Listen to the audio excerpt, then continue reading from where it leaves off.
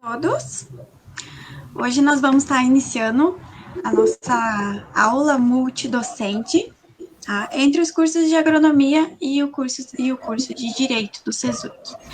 Eu sou a professora Maikiele, quero desejar boa noite a todos. Sou professora do curso de agronomia na disciplina de perícia ambiental. Eu sou engenheira ambiental também, por isso que eu gosto de conversar um pouquinho a respeito dessas questões de meio ambiente, né? E trazer um pouquinho também a importância para dentro do curso de agronomia. Meus convidados hoje são, então, o professor Jefferson, que é advogado, tem uma especialização em Direito Previdenciário e Trabalhista e é coordenador do curso de Direito aqui do CESURG. Ele está ministrando, então, as disciplinas de Filosofia do Direito e Teoria Geral do Processo. E a professora Nádia, também a nossa convidada, que ela atua, então, também como advogada, ela tem um mestrado em Direito e atua nas disciplinas de Direito Civil e Teoria Geral do Direito. Ela ainda é assessora jurídica na Coordenadoria de Educação e tem uma formação em Filosofia, Pedagogia e Direito Ambiental. Então, eu queria convidar aí todo mundo para estar participando com nós hoje, para a gente estar conversando um pouquinho mais sobre a questão do crime ambiental, a questão da sua jurisdição, a parte de perícia ambiental, o como é que a gente atua, né? O como é que os engenheiros agrônomos, como os advogados, podem estar atuando nessa questão do crime ambiental.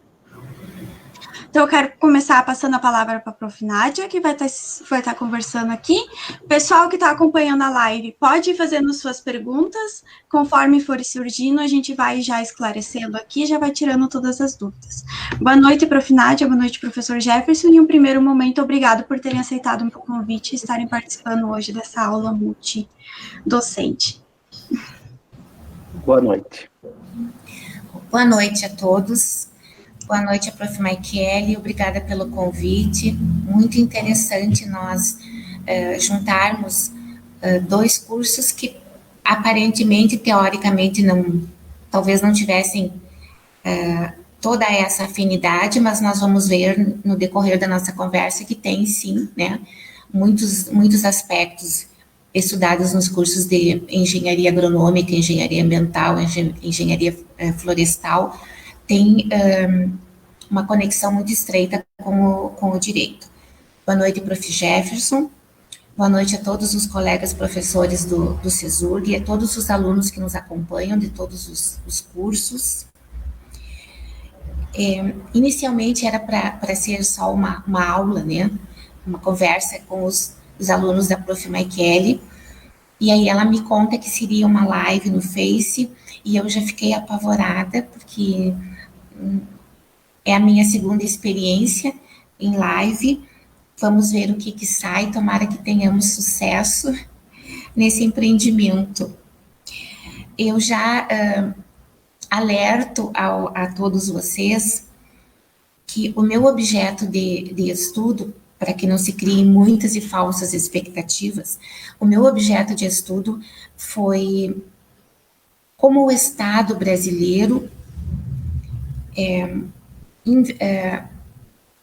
analisou e protegeu o meio ambiente ao longo de toda a nossa história, de toda a nossa, da construção da nossa legislação, do nosso ordenamento jurídico, mas especialmente como as nossas 7 constituições analisaram a questão ambiental, né? Que tipo de enfoque, de prioridade o Estado brasileiro tem dado à questão ambiental. Porque eu sou professora de História, acima de tudo, e eu quis, então, no mestrado, juntar duas coisas que eu gosto muito, que é o estudo da história e a questão do meio ambiente, enfim, porque eu precisava escolher um tema de pesquisa. Eu quero começar com vocês, então, claro que nós daqui a pouco vamos chegar aos aspectos práticos que interessam a vocês, mas eu quero fazer um recorte um pouco na história, para que nós entendamos em que ponto nós estamos da nossa construção em torno da questão de proteção e preservação ao meio ambiente. Então, eu acho que podemos dizer que mais recentemente tudo começa, então, com a Constituição Federal de 88, promulgada em 5 de outubro. Ela é a primeira e até agora a única Constituição brasileira que dedica um capítulo especial ao meio ambiente. é o artigo 225, com seus 7 parágrafos, e a leitura desse artigo 225 nos dá uma ideia bem clara de como o Constituinte enxergou e priorizou a questão ambiental há 33 anos, né? Fará agora nesse ano, em outubro. Então, eu vou fazer a leitura do artigo 225, e aí nós vamos, a partir dele, entender como nós estamos hoje, como o Estado brasileiro enxerga a questão ambiental. O artigo 225 diz que todos têm direito ao meio ambiente ecologicamente equilibrado. Então, não é qualquer meio ambiente, é um meio ambiente que vem com adjetivos, né, de ecologicamente equilibrado. Esse meio ambiente é um bem de uso comum do povo e essencial à sadia qualidade de vida. Então, é um bem comum coletivo. O meio ambiente é um direito difuso, pertence a todos e a ninguém de modo especial. E ele é essencial para a garantia da nossa qualidade de vida. Agora, prestem bem atenção a essa parte do artigo 225. Impondo-se ao poder público e à coletividade o dever de preservá-lo e defendê-lo para as presentes e futuras gerações. Então, no texto do artigo 225, que é um dos mais modernos do mundo, podemos dizer isso, nós temos tudo o que precisamos para entender a questão ambiental no Brasil e tudo o que precisamos para defender e preservar o meio ambiente que temos. Ele deve ser ecologicamente equilibrado, ele é essencial à sadia qualidade de vida, é dever do poder público, mas é dever nosso também, enquanto coletividade, enquanto cidadãos, de defender e preservar esse meio ambiente, não só para nós, que estamos aqui agora, mas para quem nos suceder, para quem vier depois de nós, então para as presentes e futuras gerações. E isso nos remete a um princípio muito importante do direito ambiental, que é o direito intergeracional, que é a preocupação que a geração de agora, do presente, que a geração contemporânea deve ter com aquilo que vai legar para o futuro. É que meio ambiente vai deixar para as futuras gerações? E uma pergunta bem contemporânea, né? Que geração vamos deixar para o meio ambiente, né? Para o futuro.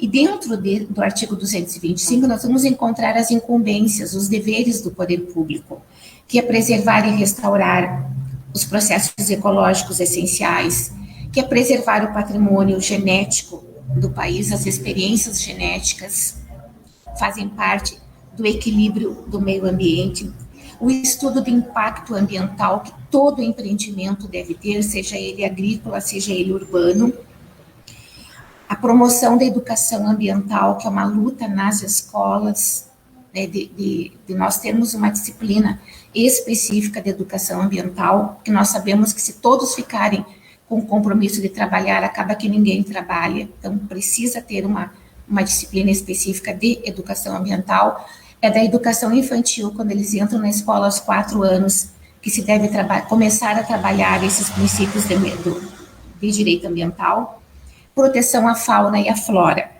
E ainda o artigo 225 nos traz quais são os nossos patrimônios,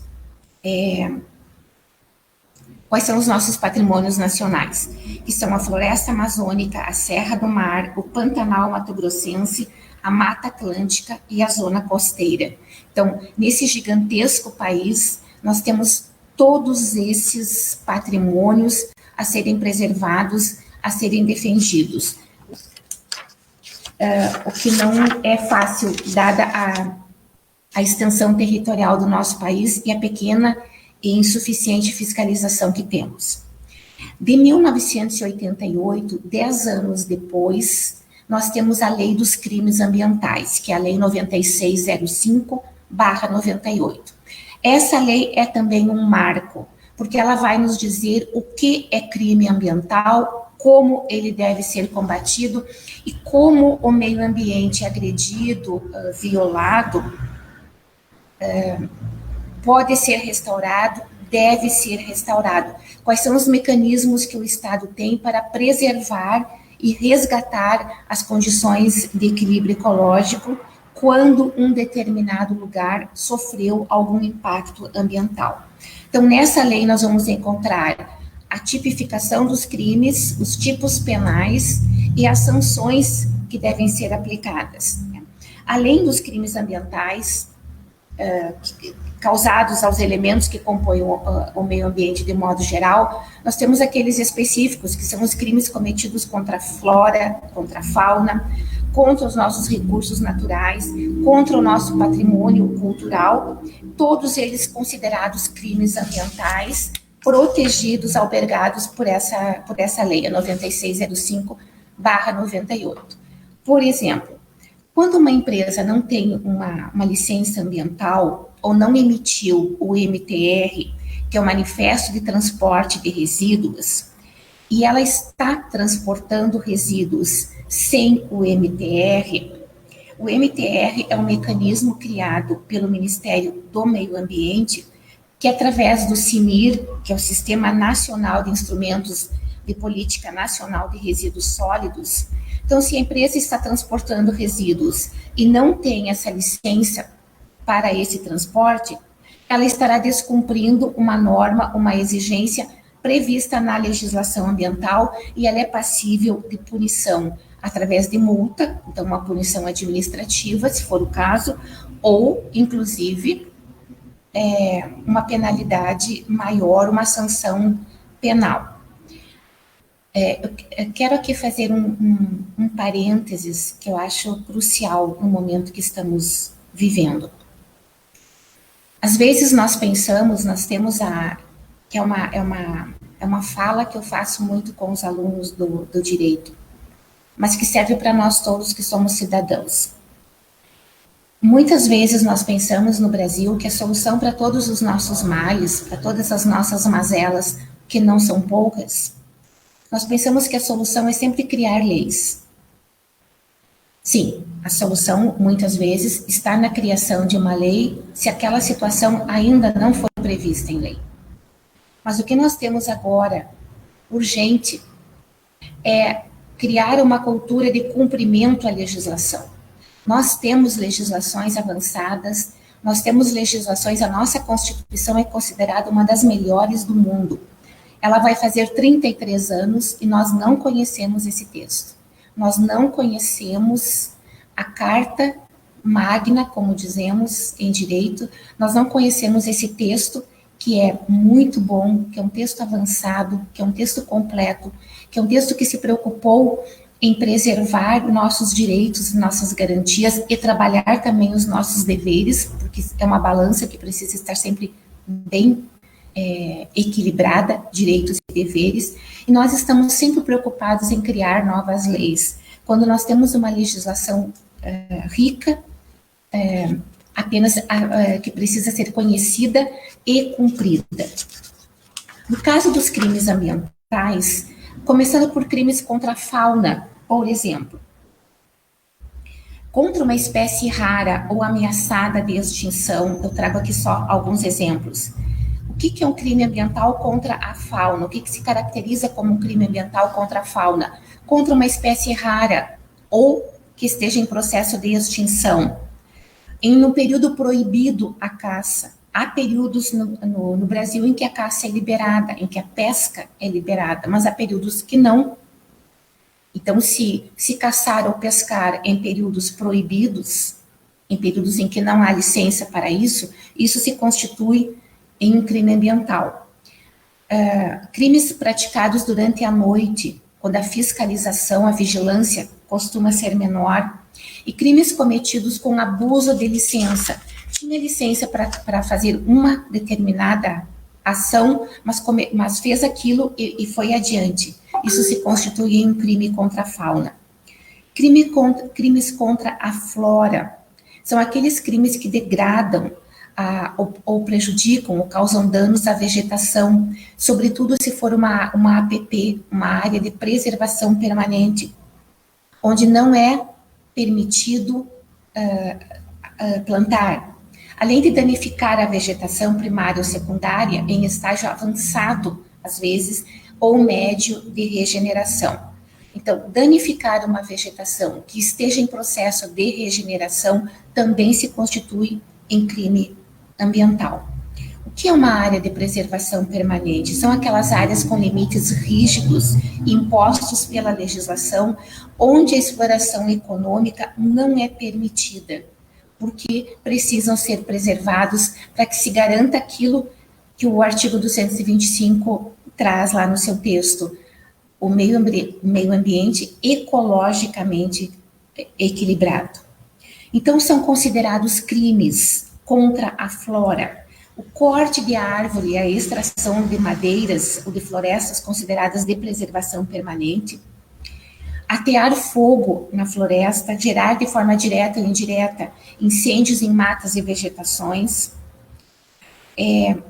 fazer corte indiscriminado de árvores para lenha ou para carvão, sem autorização do órgão competente, é um crime ambiental.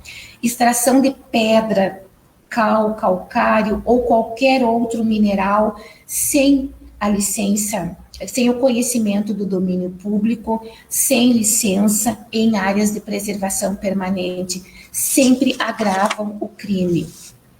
Crimes de poluição são aqueles crimes cometidos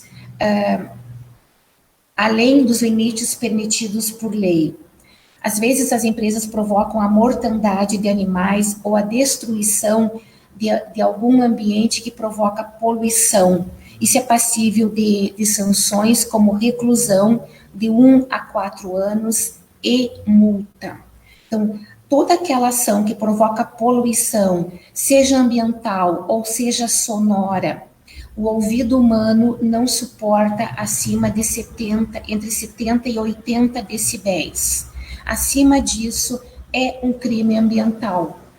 Se eu estou sujeita a um ruído que ultrapassa 80 decibéis, a pessoa que está me sujeitando a isso está cometendo um crime ambiental. Se trata de poluição sonora. Crimes contra o ordenamento urbano e o patrimônio cultural. Então, depredar monumentos, depredar esculturas. Eu lembro sempre do monumento do Carlos Drummond de Andrade, né? Sempre com os óculos depredados, né? Tão bonita aquela imagem em Copacabana, né? Aquilo é um crime ambiental. Né? Quantas vezes já os óculos dele já foram quebrados, já foram vandalizados, né? E a estátua, de modo geral, isso se constitui crime ambiental. Vamos aqui fazer a diferença entre pichar e grafitar. Pichar é vandalizar, é degradar, é depredar muros e paredes públicos. Grafitar, não. Tá? Grafitar é fazer desenhos, é fazer manifestações culturais. Isso não é crime. O grafite, desde que permitido, né, não é crime. A pichação, sim. A pichação é prevista como crime ambiental. Crimes contra a administração ambiental. Qualquer ação que dificulte a ação de um fiscal, né, tentar oferecer obstáculos, empecilhos a prática de um fiscal ambiental, né, tentar impedir que ele exerça a sua função de fiscalização, isso se constitui em um crime ambiental. Tá? Toda ação praticada no sentido de dificultar que ele exerça a sua fiscalização se constitui em um crime contra a administração ambiental. Nos remetendo sempre lá ao artigo 225. Nós somos responsáveis também na mesma medida, na mesma proporção do poder público. Não dá mais para nós ficarmos esperando que o poder público faça por nós aquilo que é nosso de cidadãos. E são coisas muito simples. São coisas que nós, cidadãos, podemos fazer, que é o básico de não atirar coisas na rua, de não atirar restos de cigarro, restos de alimentos, garrafas, latinhas. Eu moro no centro da cidade e no final de semana é catar domingo de manhã o que atiram na avenida, enfim, no calçadão. E isso são coisas que nós podemos evitar, que nós podemos nos educar para não fazer isso. Ah, mas a prefeitura não limpa. Muitas vezes o poder público falha, mas não há garis suficientes em lugar nenhum do mundo se nós não tivermos essa prática de entendermos que também nós somos responsáveis pelo lugar que vivemos. Falando mais especificamente em licenciamento ambiental, é uma exigência legal a todo empreendimento, a toda atividade que empregue recursos naturais ou que possam causar algum tipo de poluição ou degradação ao meio ambiente. Então, é um procedimento, se trata de um procedimento administrativo pelo qual se autoriza a instalação, a localização e a ampliação e operação desses empreendimentos ou atividades. Então, ter uma atividade licenciada é ter autorização para que ela se instale, para que ela se estabeleça. E é um procedimento de regularização da atividade que vou empreender, de forma que não se pode empreender, iniciar uma atividade sem obter esse licenciamento. A atividade poderá ser embargada, poderá ser sustada, e isso causa imensos prejuízos econômicos ao empreendedor. Então, muito mais racional, muito mais inteligente é, antes de iniciar qualquer empreendimento, qualquer atividade, é fazer todo esse estudo, todo esse levantamento com os técnicos responsáveis, com as pessoas com as suas competências na área, e depois, para não correr o risco mais tarde, durante o empreendimento, de ter a obra embargada e de ter problemas com a fiscalização. Prof. Nádia, posso aproveitar o gancho teu aí? Pois não, à vontade. Assim, não só a questão de empreendimentos urbanos, né, mas a gente vê também a questão dos empreendimentos rurais mesmo. Sempre que a gente tiver aí, por exemplo, criação de animais, né, a questão agropecuária mesmo, o produtor rural, que ele não deixa de ser um empreendedor, né? Ele é um empreendedor rural, como a gente diz. Ele também precisa buscar essa assistência especializada para ele também estar iniciando a sua atividade rural com toda a documentação ambiental exigida. Então, por exemplo, aí quando a gente vai trabalhar com construções de algum sistema de criação, né, principalmente para a parte intensiva de criação de animais, eles precisam buscar esses licenciamentos ambientais também. E é aí que entra a questão da gente qualificar os nossos técnicos, né, por exemplo, os engenheiros agrônomos hoje aqui que estão participando das aulas. É uma questão que eles vão estar encontrando no campo, né, quando eles estiverem trabalhando, e que eles precisam ter essa parte aí, esse conhecimento para estar dando a melhor assistência técnica possível. Então, a tua fala até o momento, assim, tá excelente, né? A gente poder enquadrar o que é o crime ambiental, mas que, ao mesmo tempo, o crime ambiental, quando você tem uma assistência técnica correta e que te traga, né, o subsídio necessário para você estar realizando aquela atividade, ela deixa de ser crime ambiental e ela passa a ser uma atividade legalizada perante a lei, perante a legislação ambiental. Isso, prof, excelente, exatamente. Tudo isso que nós estamos falando referente à questão de licenciamento e de crime ambiental fica muito mais evidente, assim, muito mais próximo da realidade dos engenheiros agrônomos, né? Quero aqui fazer um parênteses, tenho um profundo respeito por esse curso, meu marido é agrônomo e meu filho é estudante de agronomia, razão pela qual eu aqui quero me esforçar muito para que esse nosso momento seja bem produtivo e que os nossos queridos alunos aproveitem, né? Mas, enfim, quero saudar todos os alunos, né? Mas muito em especial aos alunos da engenharia agronômica, porque eu aqui na minha casa tenho 2, né? E é uma linda profissão, mas que trabalha diariamente com a questão ambiental, sim. né? Então, procurem a assistência técnica especializada, tá? Procurem as pessoas que têm o conhecimento técnico e científico, né? Para que nós comecemos a fazer as coisas corretas desde o início, tá? Que nós não tenhamos que parar lá na metade do nosso empreendimento urbano ou rural para corrigir, para fazer correções de rumo no decorrer da nossa empreitada, do nosso empreendimento, o que torna muito mais desgastante, oneroso, né? E às vezes, assim, se trata de uma coisa tão simples que poderia ter sido vista lá no início, mas que foi desconsiderada, né, passou despercebido e agora vai ter implicações, porque basta que a fiscalização atue para que detecte aquilo e nós vamos ter problemas, né?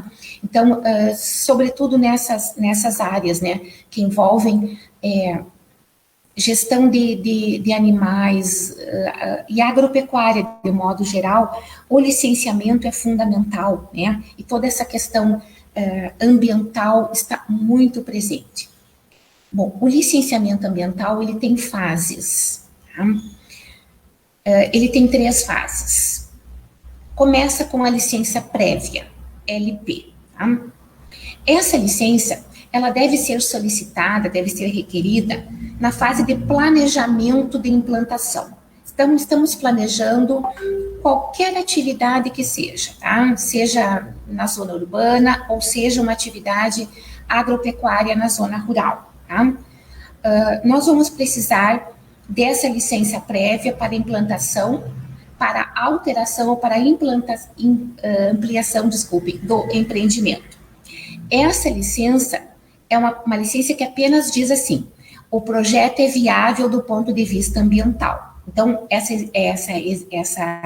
licença, ela estabelece as exigências técnicas, as condicionantes para o desenvolvimento do projeto, mas não autoriza a instalação. Então, a licença prévia não é a licença de instalação, não é a licença que diz, ok, podem instalar o empreendimento, podem dar início ao empreendimento. Não, a licença prévia diz, do ponto de vista ambiental, o empreendimento é sustentável, o empreendimento é viável, ambientalmente falando, tá? Então, essa licença prévia é a que se consegue no início, quando estamos na fase do planejamento, de colocar as ideias no papel, o desenho, o projeto propriamente dito. A fase seguinte, depois que nós temos a licença prévia, que disse que o projeto é viável do ponto de vista ambiental, nós vamos para a licença de instalação, a LI. Essa sim, essa é a licença que aprova o projeto propriamente dito. É a licença que vai dizer assim, autorizamos o início da obra de implantação. Então, é a licença que dá ok para que a obra seja iniciada. Mas ela é concedida depois de atendidos todos os requisitos da licença prévia. Porque se a licença prévia detectou alguma coisa que precisa ser corrigida, ela deverá ser corrigida mesmo antes de se requerer a licença de instalação. Então, uma fase da licença precisa estar completamente concluída para que se passe à fase seguinte. Isso significa que eu não posso passar para a licença de instalação, para a fase de licença de instalação, se eu deixei alguma coisa pendente lá na licença prévia. E, finalmente, chegamos à licença de operação, a LO. Nessa fase, ela autoriza o início do funcionamento do empreendimento, da obra, da atividade produtiva, qualquer que seja ela. Ela é concedida depois de uma vistoria técnica para verificar se todas as exigências foram atendidas, foram cumpridas. Então, na terceira e última fase, eu tenho a licença para iniciar o funcionamento do empreendimento. Que até então, eu tive uma licença que disse que ambientalmente o meu empreendimento é viável. Eu tive a segunda fase da licença que disse sim, pode começar a obra. E agora eu tenho a fase seguinte, a terceira e última fase, que diz pode pôr em funcionamento o empreendimento. Entretanto, nessa terceira fase, nova vistoria será feita, uma avaliação técnica novamente, para que se diga assim, todos os requisitos anteriores foram cumpridos, todos foram satisfeitos, então sim, o empreendimento pode começar a funcionar. É a fase de colocação em prática de todas as ideias colocadas lá no projeto inicial. Tá? E aí nós chegamos à perícia ambiental. A perícia ambiental, ela é técnica, né? Ela vai ser feita por um engenheiro agrônomo, um engenheiro florestal ou um engenheiro ambiental. Ele é designado, se nós estivermos na fase judicial, tá? Vamos imaginar que o Ministério Público, ele propôs uma ação civil pública dentro das suas atribuições, não houve acordo, não houve como compor, né? Não houve uma composição do litígio e, enfim, o Ministério Público precisou ajuizar uma ação civil pública. E aí, então, nós vamos ter dois polos, né? O polo passivo, que é o réu, né? A pessoa ou empresa que cometeu o crime ambiental, e o autor da ação, que vai ser o Ministério Público, através da ACP, né? Da Ação Civil Pública, que é uma atribuição do Ministério Público pela Lei 7.347 de 85. Na fase da perícia ambiental, então, o processo vai tramitar e vai chegar na fase da perícia ambiental, quando então vai ser designado, né, vai ser nomeado pelo juiz um perito ambiental, que pode ser um engenheiro agrônomo, ambiental ou florestal. Esse perito ambiental, com o conhecimento técnico que ele tem, ele vai elaborar um laudo. Ele vai fazer uma vistoria técnica, é claro, ele vai até o local onde supostamente ocorreu o dano ou o crime ambiental. Lá ele vai colher todas as informações técnicas que estiverem ao seu alcance, ou ele vai requisitar mais diligências, se ele não conseguir apurar tudo em uma única visita. E ele vai responder a quesitos, que são perguntas elaboradas pelas partes, né, autor e réu, através dos seus procuradores, dos seus advogados, perguntas feitas pelo juiz e perguntas feitas pelo Ministério Público. Essas perguntas se chamam quesitos. São perguntas bem diretas que o perito ambiental deverá responder. Eu já vou apresentar alguns exemplos para vocês.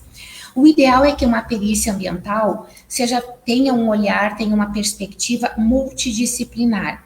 Então, que outros profissionais acompanhem essa perícia, sobretudo se tratar de um dano ambiental, de um crime ambiental complexo, como o que aconteceu, dois que aconteceram em Minas Gerais, né, em Mariana, em 2015, e em Brumadinho, em 2019. E são crimes ambientais gigantescos, com danos ambientais, muitos deles irreversíveis, irreparáveis, e exigem, então, uma abordagem, um olhar multidisciplinar. Outros profissionais, biólogos, podem acompanhar também esse momento, essa perícia. Quanto mais olhares houver sobre aquela área devastada ecologicamente, ambientalmente, melhor ficará esse laudo, mais robusto, mais consistente será o laudo. Tá? Então, a perícia ambiental é um estudo técnico que vai avaliar as condições da área após a ocorrência do dano, do crime ambiental. Tá? Alguns quesitos para a elaboração do laudo podem ser assim. Se pode perguntar ao perito se houve dano ambiental no local periciado. É a primeira pergunta que o perito deverá responder. O crime ambiental que o autor alega ter cometido na sua área, naquela região, de fato aconteceu, a área está devastada ambientalmente? É uma pergunta que ele deverá responder. Outra, essa área é uma APP, é uma área de preservação permanente, porque se for, nós estaremos, o autor do dano estará mais encrencado, né? Se se tratar de uma APP. É possível reparar esse dano no olhar técnico do agrônomo? É possível que ele, do engenheiro ambiental, ou florestal, ou biólogo, enfim, dessa equipe, esse dano causado, ele pode ser restaurado ou ele é irreversível? É irreparável? Se não for possível a reparação, é cabível alguma medida compensatória que compense aquela região, que compense aquela área? Qual o custo estimado para ali implantar uma atividade que compense aquele crime causado ali? Se não for possível nem reparar, nem ali implantar uma atividade compensatória, qual o valor do prejuízo ambiental experimentado por aquela área? É possível que o agrônomo ou os outros engenheiros consigam expressar em números, quantificar qual o valor do prejuízo em moeda, quanto custou para aquela área, quanto vai custar aquele prejuízo, aquele dano que não pode ser reparado e nem compensado? Esses são alguns exemplos de quesitos que o perito poderá responder, e tantos outros que os técnicos acharem importantes. Além desses quesitos todos, o perito pode anexar outras informações, croquis, desenhos, imagens aéreas, imagens captadas por drone, enfim. Usar toda a tecnologia que esteja à sua disposição para fornecer ao processo, aos autos do processo, as melhores e mais completas informações que ele possa reunir. Respondidos esses quesitos, o perito elabora um laudo, que é um texto, é um relatório, no qual, depois de responder todas essas questões, isso se chama um laudo pericial, o perito pode também colocar a sua impressão de tudo, da área que ele investigou, da região que ele estudou. Tá? Esse laudo, então, pormenorizado, detalhado, ele é juntado aos autos do processo. Tá? O perito faz o laudo, assina o laudo, os peritos todos, e entregam no fórum para que seja anexado ao processo, aos autos do processo. Recebendo esse laudo pericial, o juiz abre vistas para ambas as partes, para o autor e para o réu, para os seus advogados, né? Ambos terão algum tempo, alguns dias, para analisar o laudo produzido pelo perito, tá? O autor e o réu. Autor e réu podem impugnar esse laudo. O que é impugnar? Discordar de algumas coisas lá colocadas pelo perito, tá? O autor não concorda que não houve dano, né? Houve dano, o perito disse lá que não houve dano, por exemplo. O réu não concorda que a área não possa ser resgatada, não possa ser restaurada. Ele acha que sim, pode ser restaurada. Inclusive, autor e réu podem contratar assistentes técnicos dos peritos, né? O juiz nomeia o agrônomo ou outro engenheiro para fazer a perícia, e autor e réu contratam assistentes técnicos, que podem fazer também laudos suplementares complementares e juntarem aos autos do processo. Mas então, se houver alguma impugnação, alguma discordância ao laudo pericial, esse laudo volta para as mãos do perito, para que o perito avalie com o que as partes não concordaram. E aí o perito pode fazer uma nova visita técnica, uma nova vistoria, ou insistir e mudar o seu posicionamento, se ele, mas isso de fato eu desconsiderei e agora vejo que poderia ter considerado. Ou o perito reforça tudo que disse no laudo já entregue anteriormente, e reitera e ratifica tudo que ele já havia colocado no laudo e entrega novamente no fórum ao juiz, enfim, para ser anexado aos autos do processo. A partir daí, o perito ele não interfere mais no processo. Então daí nós estamos nos encaminhando para o término do processo. Daí em diante, se não forem necessárias mais informações, né, e nem houver novas provas técnicas a serem produzidas, é o momento então mais tarde da sentença. Tá? Então o trabalho do perito é esse, tá? É fazer um olhar técnico. O olhar dele não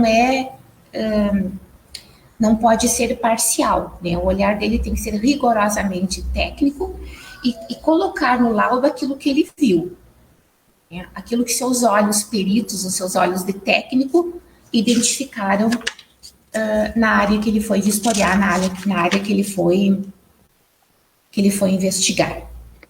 Prof. Nádia, posso pegar um gancho, como diz a Prof. Maikele?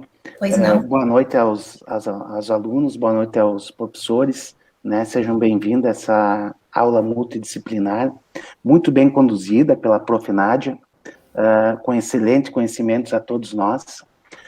E eu queria colocar um caso que eu tive, né? Eu vi a Prof. Nádia falando, inclusive até trouxe uma sentença aqui, de uma questão que eu defendi de um dano ambiental, e queria dizer para vocês a importância que tem essa matéria, tanto no aspecto financeiro, né? Nós vivemos num país que promove a livre iniciativa, né? Nós temos o artigo 170 da Constituição Federal que promove a livre iniciativa, e o 225, né, que nos traz essa Constituição ecológica, né, muito bem posta, com mecanismos e leis regulamentadoras de proteção ambiental. Mas, às vezes, ocorre que, às vezes, o agricultor, ele está correto também. Eu tive um caso de um agricultor que foi chamado no Ministério Público para formar um TAC, né, termo de ajuste de conduta. Ele acabou não aceitando o TAC, e a promotora, na época, acabou entrando com uma ação civil pública, né, ação que cabe a ela, né, essa ação civil pública, tanto pode ser o Estado, o promotor, ou até um grupo ecológico pode entrar, né, com ação civil pública, ou ação popular também. Bom, esse agricultor foi citado daí nessa ação civil pública para oferecer defesa. Nesse meio tempo, nós fomos atrás, na época era Tractebel, né, foi ali na barragem, e a promotora queria, só para vocês terem uma ideia do prejuízo, às vezes, que pode causar para a parte, né, a promotora queria que ele deixasse de plantar, daria em torno de 90 hectares, né, olha o que 90 hectares fazem, né, a soja 70 por hectares, vamos colocar, e é o preço que está hoje, né, o prejuízo que essa pessoa ia ter, né. Foi feita a defesa dele, né, e nós vimos, nós fomos conversar com o engenheiro responsável da Tractebel, engenheiro ambiental, e ele nos colocou que a licença de operação que a promotora estava se baseando para fazer ação civil pública era uma licença antiga e não estava mais válida, né? Tinha toda a questão da área, ela denunciou ele, então, por estar degradando uma área de preservação permanente, daí, né, que era uma barragem, né, não deixar a vegetação vir, e feita a defesa, então nós fomos atrás daí de um assistente técnico, então a importância dessa aula multidisciplinar, né, para os alunos, que casa muito bem, né, a Prof. Maikele foi muito, teve uma ideia muito boa, né, e casa muito bem o meio ambiente, a agronomia com o direito. eu sabia da legislação, mas tem certos termos técnicos que o agrônomo sabia. Então, eu fui buscar um assistente técnico, né? O assistente técnico para me ajudar. Então, houve o trabalho de um profissional da área do direito e um profissional da área da agronomia. Esse assistente técnico, ele era um engenheiro agrônomo. Fizemos a defesa, baseado na legislação. A juíza, bem como a prof. Nádia colocou, a juíza nomeou um perito. Olha a importância do perito judicial, né? O perito judicial fez a perícia. O Ministério Público, eles têm os órgãos que eles também nomeiam para vir acompanhar a perícia. Então, teve o acompanhamento do Ministério Público, o acompanhamento do meu assistente técnico, e o perito fez realmente a perícia, e ele constatou justamente, né, que essa área, em função de ser área de barragem, ele estava plantando e colhendo no lugar certo, né, e que a vegetação não vinha em função justamente da água, né, às vezes subia um pouco mais e baixar. Então foi feito o nível da água, e foi constatado, então, que essa perícia, né, a importância do laudo do perito, porque o juiz não tem conhecimento também desses termos técnicos. O juiz vai se basear, a sentença dele vai se basear no laudo pericial, a importância do conhecimento, né, e de ter dessa perícia ambiental.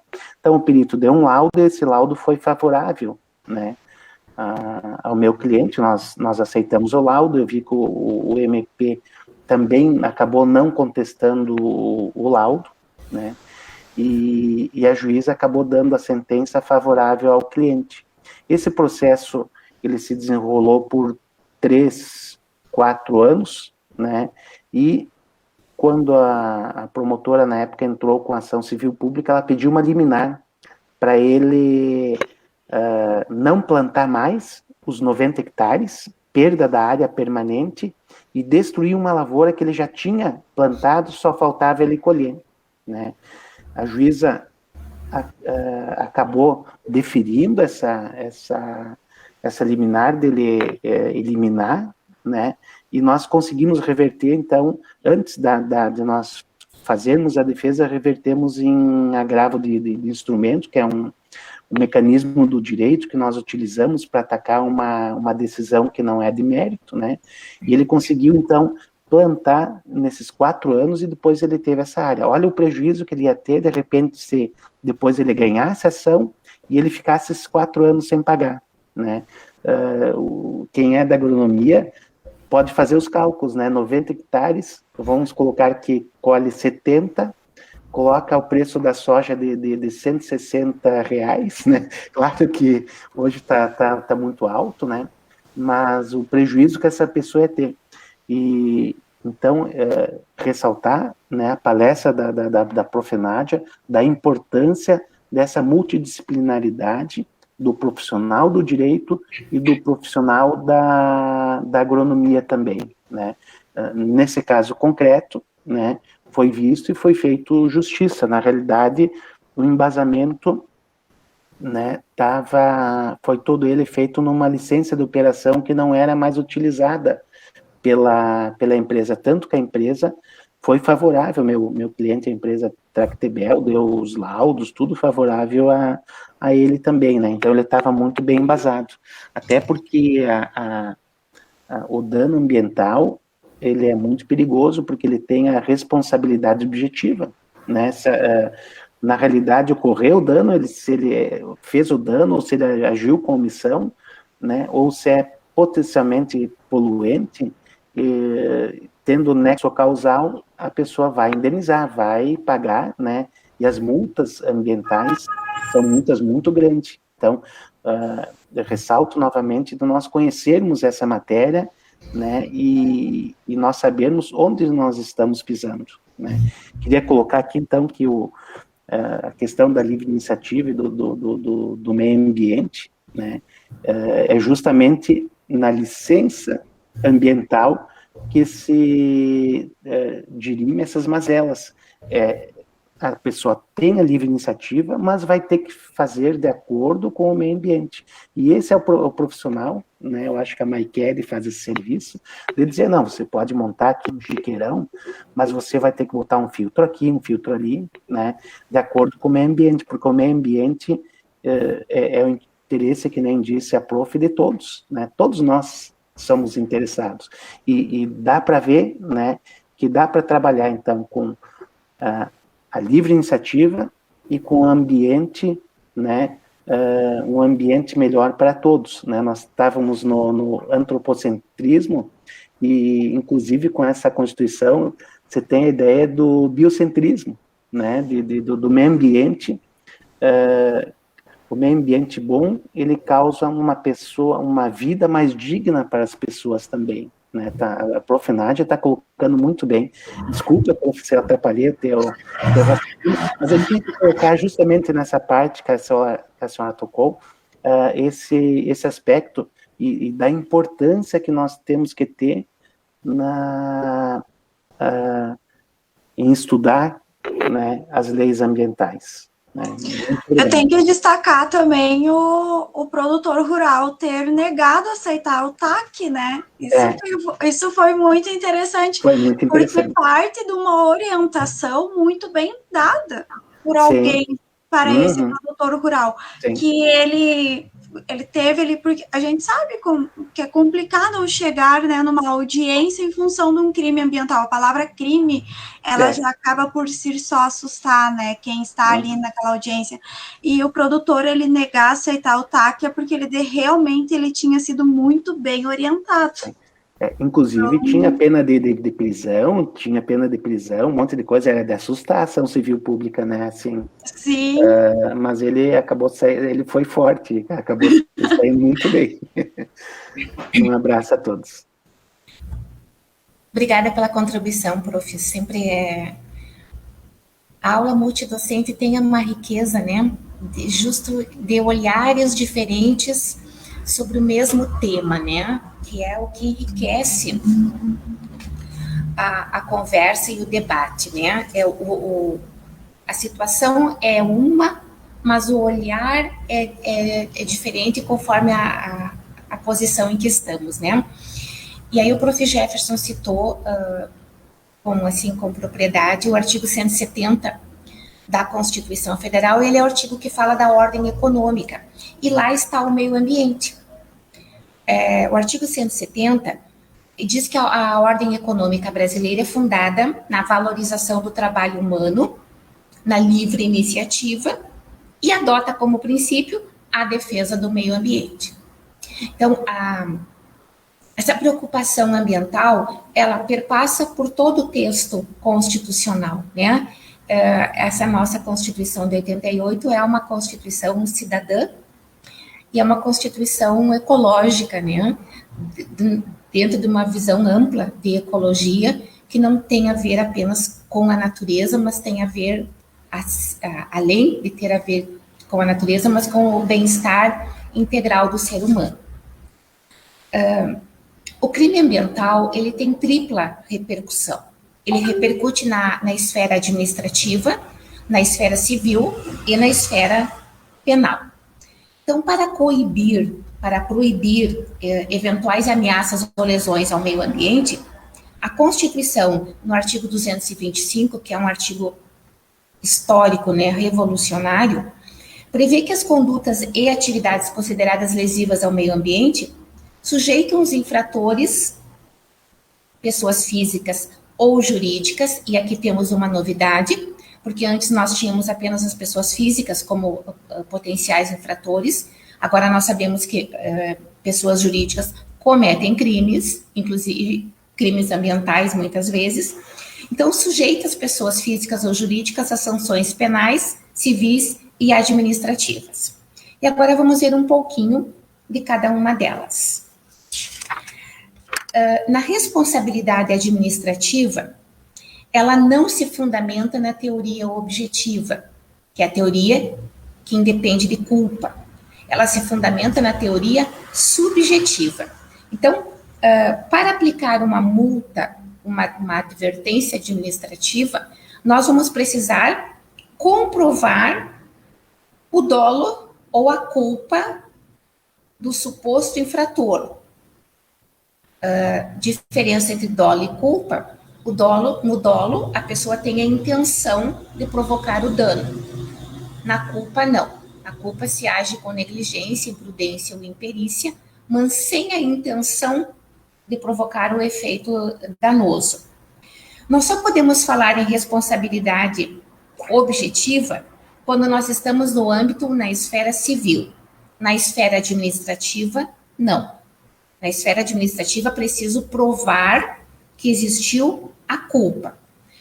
Mas o processo administrativo, previsto lá na Lei 9605/98, artigo 71, é claro que ele vai oportunizar, uma vez instaurado um processo administrativo, ele vai oportunizar ao suposto infrator os princípios constitucionais do contraditório e da ampla defesa.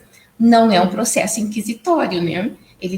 Não é um processo arbitrário. Ele vai oportunizar a defesa do suposto infrator e, obviamente, vai respeitar do início ao fim o princípio da legalidade, segundo o qual não pode haver sanção sem lei anterior que a preveja. Então, na responsabilidade administrativa, nós precisamos provar a atuação com dolo ou culpa, sendo que se oportuniza ao suposto infrator ampla defesa e a possibilidade do exercício do contraditório, que é um mecanismo, uma previsão constitucional. Nas sanções administrativas, nós vamos ter a advertência, todas elas previstas no artigo 72 da Lei dos Crimes Ambientais. Podemos ter uma multa simples, podemos ter uma multa diária e a aplicação das temíveis astreintes, né? Que são aquelas multas pesadíssimas, assim, 100 mil reais ao dia, 500 mil reais ao dia, que são chamadas de astreintes. São aquelas multas bem salgadas, né? Pesadas. Nós podemos ter como multa, como sanção administrativa, a apreensão de animais que estejam sendo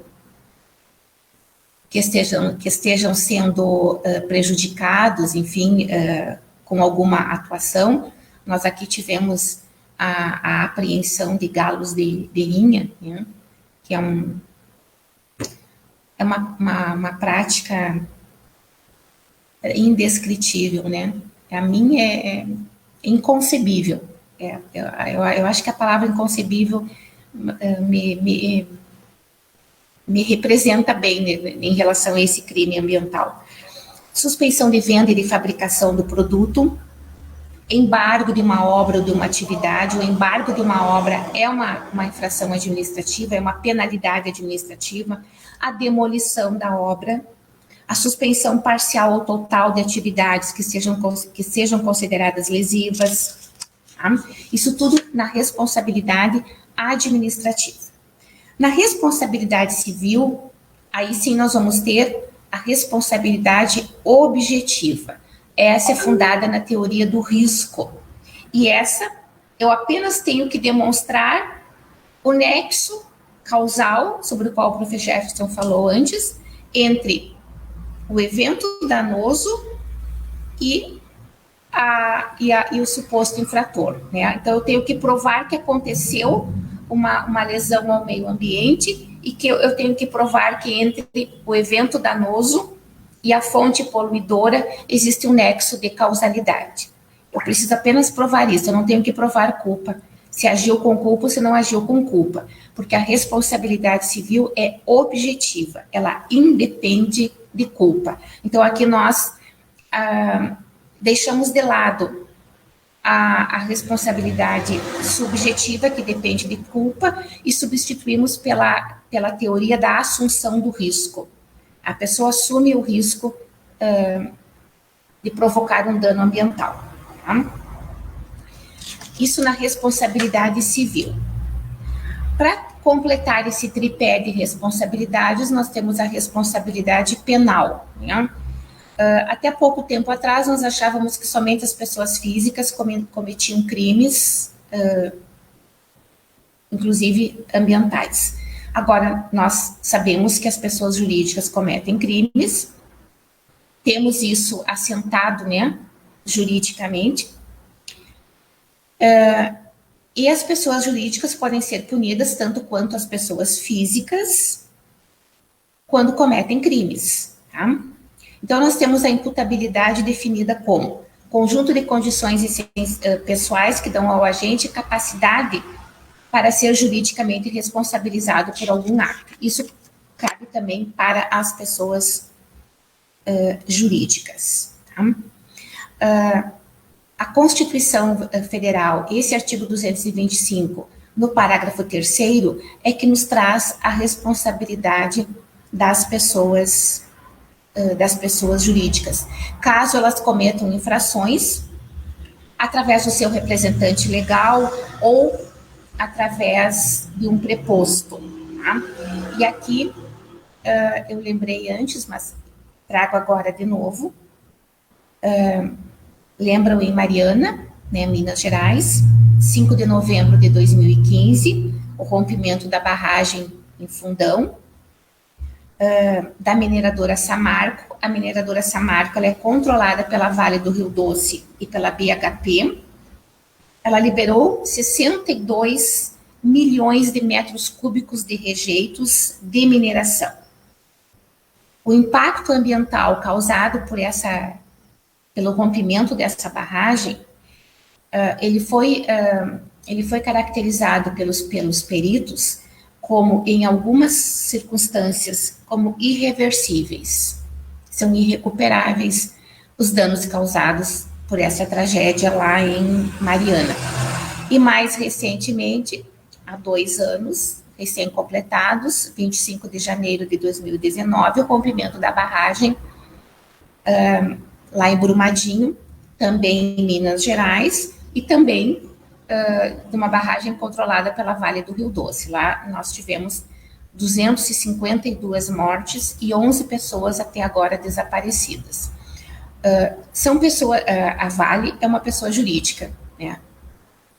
E tramita então ainda o processo, nada definido, é um processo que provavelmente levará anos, porque quanto maior o impacto, mais complexos são as provas e mais demorado tende a ser o processo. De modo que até hoje nem a indenização das pessoas ainda está, até o momento, as pessoas ainda não foram indenizadas pelas perdas que tiveram, que perderam tudo, né? Foi totalmente destruído. E chegamos, então, ao TAC, ao termo de ajustamento de conduta, que nós achamos que o TAC está sempre relacionado à questão ambiental, mas a origem do TAC foi lá no Estatuto da Criança e do Adolescente, lá na década de 90. Estatuto da Criança e do Adolescente. E o TAC está previsto lá no artigo 211 do ECA, que é o artigo que se refere, entre outros cuidados, entre outras coisas, à obrigação da família manter as crianças na escola e cuidar da educação dos filhos. Então, o meu trabalho na coordenadoria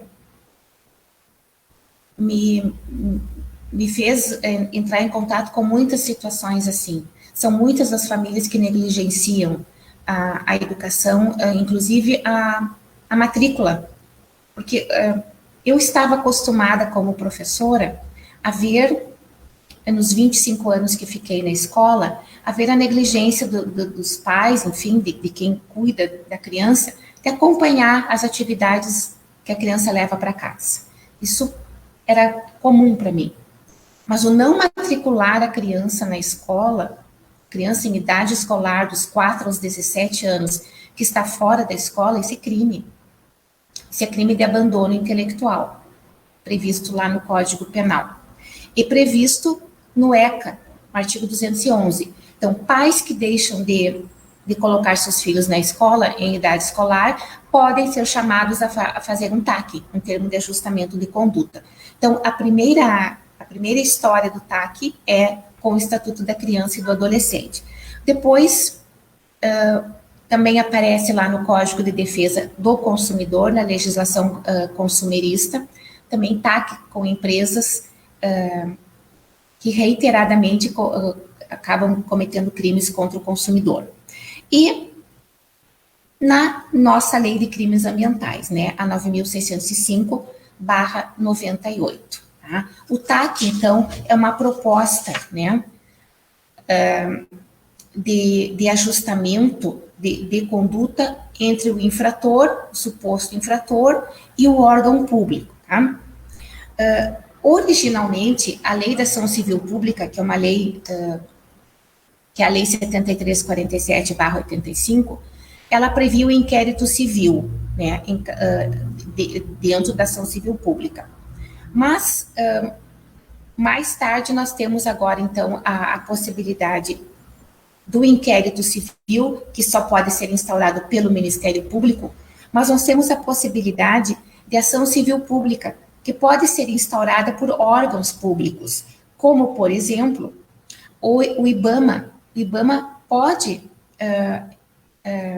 tentar estabelecer um TAC, né, com infratores, com pessoas ou empresas que causem prejuízos e devastação ambiental. Tá? O MP, ele tem legitimidade universal, né, por lei. Então, o Ministério Público é o órgão legítimo para propor ação civil pública, mas outros órgãos podem propor, desde que respeitando a sua pertinência temática. Então, isso que eu estava dizendo, o IBAMA não pode propor um TAC na área de direito do consumidor, e nem pode propor um TAC em qualquer outra área que não seja a área ambiental, porque, afinal, o IBAMA é o Instituto Brasileiro do Meio Ambiente. Tá? Então, o IBAMA pode, sim, propor um TAC. O TAC não obrigatoriamente deve ser aceito, né? O Prof. Jefferson relatou uma situação, um caso concreto, no qual ele atuou, em que o produtor, que o constituiu como advogado, não aceitou o TAC. Tá? Não aceita o termo de ajustamento de conduta. As partes, então, vão por fim à controvérsia via judicial. Né? E a todo momento o TAC pode ser estabelecido. Agora judicializou, já se instaurou o processo, não pode mais haver acordo judicial. Pode sim, em qualquer momento pode haver acordo judicial. O TAC se constitui em um título executivo extrajudicial, porque ele é feito fora do ambiente judicial. A sentença é um título executivo judicial. Se o TAC for feito durante a tramitação do processo, ele se torna um título executivo judicial. Uma questão bem importante é quando a pessoa firma um TAC, a pessoa física ou jurídica, ela está confessando que é responsável por aqueles fatos sobre os quais ela está sendo acusada. Formalmente, não precisa constar no TAC que a pessoa está se demonstrando, se revelando culpada por aqueles crimes que ela está sendo acusada, né? Claro que implicitamente ele está dizendo que ao aceitar o TAC, sim, reconhece que cometeu algum delito, algum ilícito, razão pela qual está firmando aquele termo de ajustamento de conduta. Melhor isso do que a judicialização.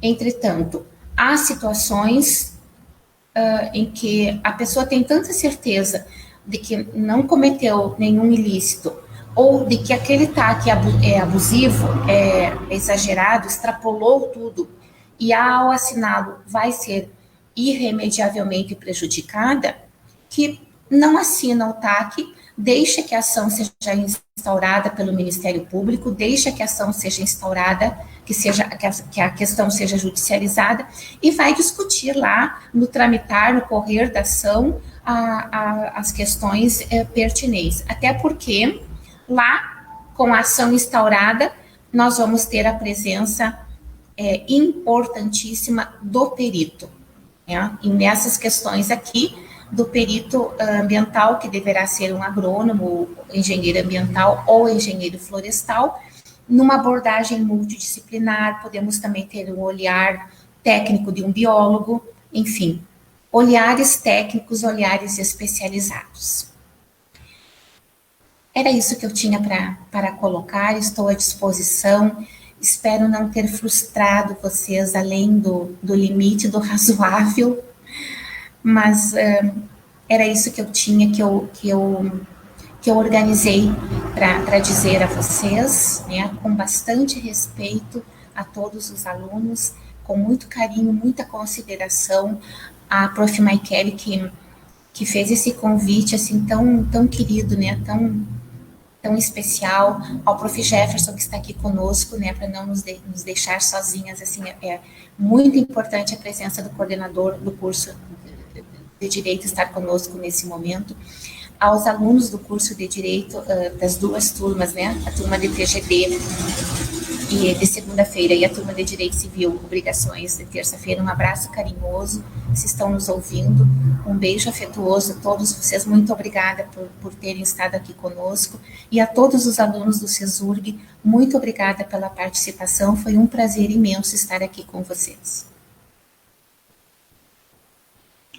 Prof, eu que agradeço, foi demais a aula. Foi assim, acredito que os alunos todos, eles devem ter aproveitado muito. Agora eu posso falar, porque eu sei que tu estava um pouquinho nervosa, mas chegou um momento aqui que nós tínhamos 100 pessoas na live. Então foi uma participação bem grande aí da comunidade nossa do CESURG. Então eu quero agradecer muito vocês, dois professores, em especial o Prof. Nádia, que preparou todo o conteúdo, o professor Jefferson, que participou junto.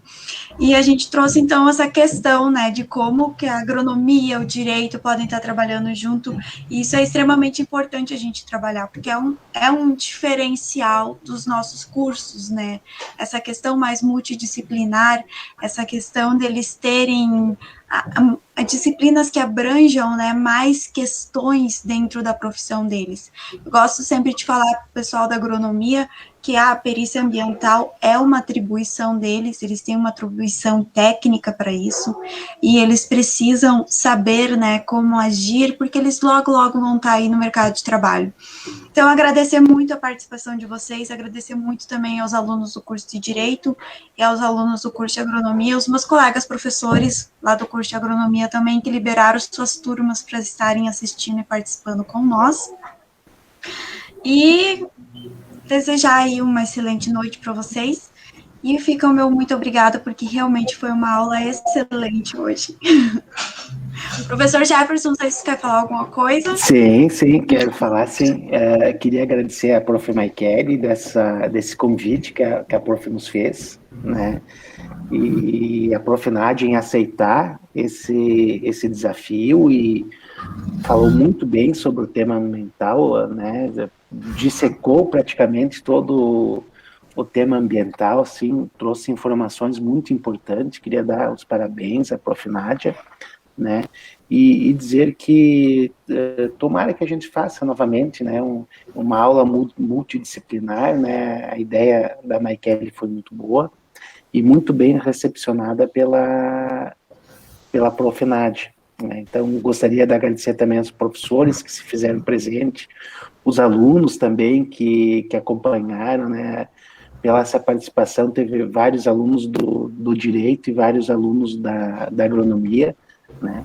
E para ver que a multidisciplinaridade é importante, né? Para nós chegarmos a um conhecimento técnico, um conhecimento científico melhor,